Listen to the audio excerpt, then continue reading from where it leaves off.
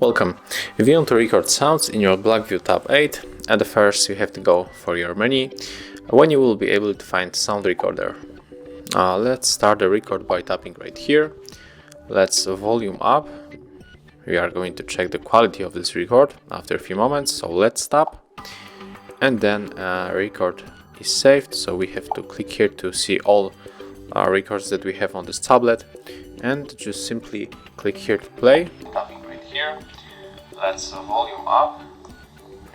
So as you can hear, quality is really good, and that's how you can record sounds and check other stuff. Thank you guys for watching. Leave thumbs ups, comments and subscribe to our channel. See ya!